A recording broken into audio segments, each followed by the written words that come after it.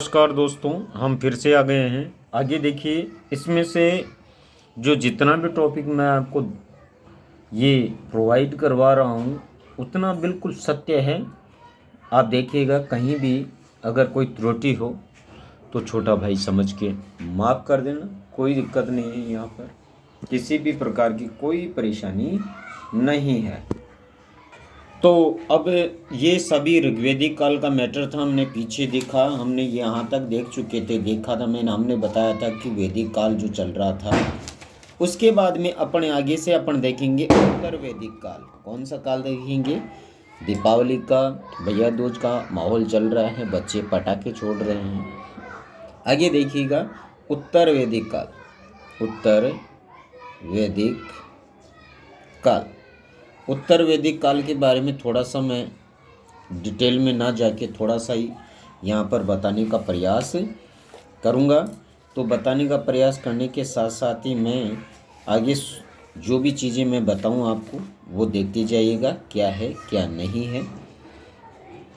इसकी अगर टाइमिंग की बात करें, टाइम की बात करें तो टाइम है इसका 1000 BC से लेके 1000 BC से लेके और BC 1000 BC से लेके और 600 BC के करीब इसका टाइम चलेगा। 600 BC तक इसका टाइम चलेगा, ठीक है। अब इसमें क्या है, इसमें जो भी आपको चीज़ें दी जाएंगी उसमें से देखेंगे आप उत्तर वैदिक काल में प्रमुख अधिकारी। तो उत्तर वैदिक काल में प्रमुख अधिकारी कौन कौन होते थे? उत्तर वैदिक काल में प्रमुख अधिकारी होते थे उसमें पुरोहित, जो पहले भी थे और आज उत्तर वैदिक काल में भी है। पुरोहित होता था, सबसे ऊपर कौन होता था? पुरोहित, जिसे ब्राह्मण समाज में सर्वाधिक उच्च पद था। सर्वाधिक क्या था? उच्च पद था। इसके बाद अपन बात करें तो इसमें कौन थे? ग्रामीण थे। ग्रामीण थे, कौन थे? ग्रामीण थे। इसके बाद में अपन देखेंगे भारादूत। भारादूत क्या होता है ये आप मुझे बताएंगे कि भारादूत किसे कहते हैं। आप मुझे बताने का प्रयास करें कि भारादूत किसे कहते हैं। इसके बाद में और आगे अपन देखें तो इसमें ये देखिएगा, यहाँ पर पुरोहित था। पुरोहित को ब्राह्मण समाज में ग्रामीण थे। भारादूत था, संग्रह था, अक्षयवाय था, गोविकर्तन था, पालागल था, कुलुप था और वज्रपति, ये सारे के सारे यहाँ पर थे। तो यहाँ तक हमने देख लिया कि पालागल है, कुलुप है, वज्रपति है। और इसके आगे हम देखें तो आगे की बात करते हैं तो थोड़ा सा अपन देख लेते हैं कि उत्तर वैदिक काल में विभिन्न अधिकारियों को रत्नी कहा जाता था। जो अन्य जो अधिकारी होते थे, अन्य अधिकारी होते थे, उन्हें क्या कहते थे? रत्नी कहा जाता था। क्या कहा जाता था? उन्हें रत्नी कहा जाता था। रत्नी कहा जाता था।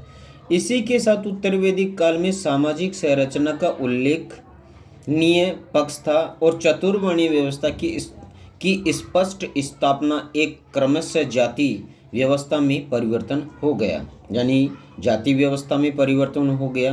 कैसे? देखिए यहाँ पे चतुर्वर्ण वर्गे, चतुर्थ वर्ण व्यवस्था, चतुर्वर्ण व्यवस्था बन गई और जातिवाद फैल गया। जातिवाद क्या हो गया? जातिवाद हो गया। अब जातिवाद हो गया तो यहाँ जातिवाद की बात कर लेते हैं। जातिवाद में देखेंगे तो यहाँ चार जातियों का, पीछे मैंने ब्राह्मण, क्षत्रिय और वैश्य और शूद्र का बखान कर दिया है। आगे देखिए, इसी के साथ अपन चतुर्वर्णी के धार्मिक जीवन के अंग के रूप में विभिन्न कर्मकांडों के महत्व व उनकी संपन्नता के लिए पुत्र की अपरियता के कारण स्त्रियों की स्थिति में गिरावट के संकेत मिले हैं। कहने का मतलब है उत्तर वैदिक काल में क्या क्या घटनाएं घटी उसके बारे में है कि अगर किसी स्त्री के अगर कोई पुत्र नहीं होता था, अगर कोई स्त्री के अगर पुत्र नहीं होता था तो उसको क्या करते थे? रियाता कहते थे। अप्रियता, अप्रियता कहा जाता था। क्या कहा जाता था? अप्रियता कहा जाता नहीं, यानी संतानहीन, संतानहीन जो औरत होती थी उसको अप्रियता कहा जाता था। इसी के साथ आगे देखिए, उत्तर वैदिक युग में बहुपत्नी परंपरा के साक्ष्य हैं। बृहदारण्य उपनिषद, यानी 108 उपनिषद हैं। 108 उपनिषदों में से उसमें, जिसमें अपन कुछ मैं नाम बता देता हूँ। मुंडको उपनिषद है, मुंडको उपनिषद है, जिसमें सत्यमेव जयते जो शब्द लिया गया है, यानी सत्यमेव जयते, सत्यमेव जय जो शब्द लिया गया है मुंडकोपनिषद से लिया गया है। और आगे देखिए यहाँ पर इसी के साथ अपन और देखने का प्रयास करेंगे थोड़ा सा कि बहुपत्नी, बहुपत्नी है वो किसमें है?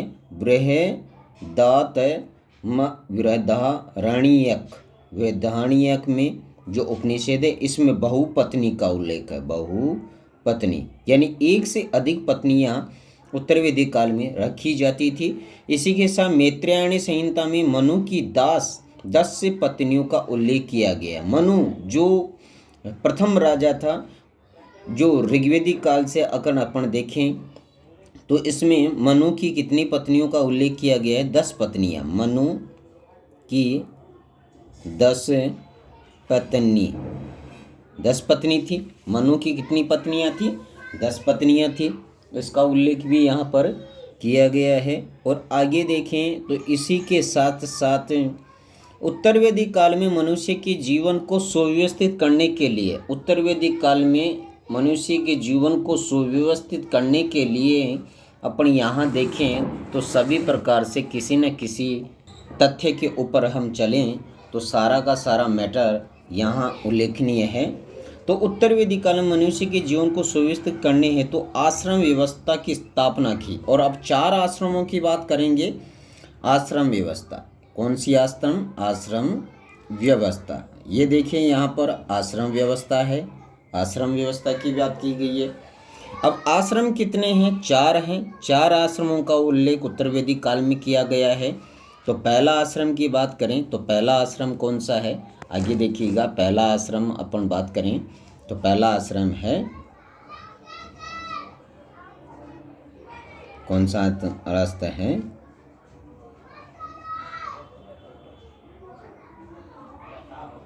हाँ, तो पहला आश्रम था बाल्य आश्रम, बाल्य आश्रम। इसमें 1 से लेके 25 वर्ष तक क्या करता था? केवल शिक्षा ही ग्रहण करता था, केवल शिक्षा ग्रहण करता था 1 से 25 साल की उम्र में। दूसरा आश्रम था गृहस्थ आश्रम, गृहस्थ आश्रम। इसमें 26 से लेके 50 साल तक क्या करता था? गृहस्थी जीवन जिया करता था, गृहस्थी जीवन, गृहस्थी जीवन जिया करता था। क्या करता था? गृहस्थी जीवन जीवन। तीसरा आश्रम की बात करें तो यहाँ 4 वर्णवस्ती व्यवस्थिति बताई गई थी। तीसरे आश्रम की बात करें वानप्रस्थ आश्रम, वानप्रस्थ, वानप्रस्थ वन में जाना, प्रस्थान कर जाना। इसकी अगर बात करें तो 51 से लेके 75 तक, 51 से लेके 75 तक की उम्र बताई गई है यहाँ पे। 75 साल में ये वानप्रस्थ आश्रम था। इसी के साथ आगे अपन देखें तो चौथा आश्रम कौन सा था? संन्यास आश्रम, संन्यास, संन्यास आश्रम, संन्यास आश्रम है। 76 से लेके 100 साल तक माना जाता है।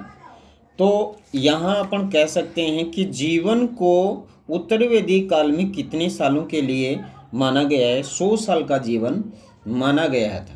कितने साल का? 100 साल का जीवन माना गया है। और ये सारा का सारा उल्लेख कहाँ किया गया है? अगर उल्लेख की बात करें तो ये उल्लेख किया गया है जाबाल जाबाला उपनिषेध कौन से में किया गया है? जाबल उपनिषेध था, इसमें क्या किया गया है? आश्रम का उल्लेख किया गया है। ठीक है, कौन से आश्रम का उल्लेख किया गया है? जाबल। आपने देखा बालाश्रम है, गृहस्थ आश्रम है, संन्यास आश्रम है ना। इसके बाद में आप संन्यास आश्रम हो गया, वानप्रस्थ आश्रम हो गया, 4 प्रकार के आश्रम थे। अगर वर्ण व्यवस्था की बात करें तो यहाँ वर्ण व्यवस्था कौन सी है? या देखिए वर्ण व्यवस्था है, ब्राह्मण थे। कौन सा था? ब्राह्मण था। ब्राह्मण की बात करें, यहाँ देखो ब्राह्मण है। दूसरा कौन सा है? क्षत्रिय है। तीसरा कौन सा है? वैश्य है। और चौथा कौन सा था? शूद्र था। कौन सा था? शूद्र। ये 4 प्रकार की जातिवादी ये तथ्य यहाँ बताए गए।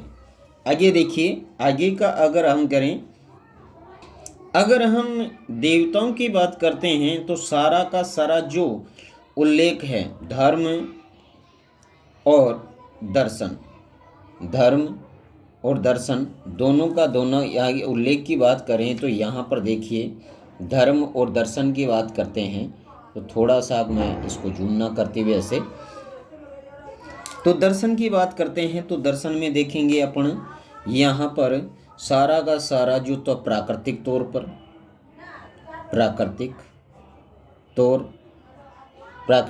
पर और विहित जो भी कार्य चल रहा था, विहित प्रभु को केवल दर्शन के आदि में दार्शनिक होते थे सभी, उसमें एकेश्वरवाद या एकवाद कह सकते हैं, एकवाद या अद्वैतवाद,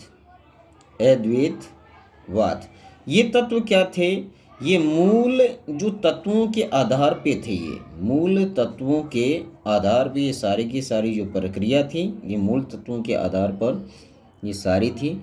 इसी के साथ अपन आगे और बढ़ते हैं। अब देखते हैं प्राणी का सार तत्व आत्मा और जगत का मूल तत्व अलग अलग नहीं बल्कि एक ही माना गया है। इसी के साथ आगे और बढ़े। उत्तर वैदिक काल में बलि प्रथा तथा जादू टोने की प्रथा का जन्म हुआ, यानी जादू टोना यहाँ पर आ गया है। जादू टोने की बात करें तो यहाँ पर जादू टोना आ गया। ये देखिए उत्तर वैदिक काल में अगर 3 वेद है ना, सामवेद है, यजुर वेद है और अथर्ववेद है। कौन सा वेद है? अथर्ववेद है। ये चारों वेदों का उल्लेख यहाँ पर किया गया है। चारों वेदों का उल्लेख की बात तो यहाँ पर अपन देखते हैं सामवेद था, यजुर्वेद था, अथर्ववेद था। ये तीनों वेदों से अथर्ववेद में ही आपको क्या मिलेंगे? बलि प्रथा, चाहे बलि पशु की हो चाहे मनुष्य की, दोनों बलियां दी जाती थी इसमें उत्तर वैदिक काल में। प्लस दास प्रथा दास प्रथा के साथ प्लस सती प्रथा, प्लस आगे देखेंगे घूंघट प्रथा ये भी चल रहा था, दास प्रथा, घूंघट प्रथा। इसी के साथ जादू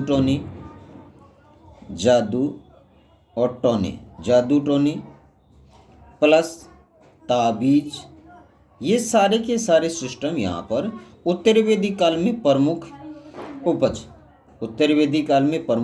की बात करें, उपज होता था। उपज में देखो यव था,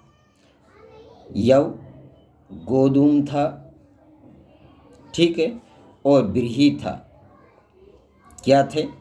अब यव को क्या कहते थे? जो कहते थे। गोधूम को कहते थे गेहूं कहते थे गोधूम को।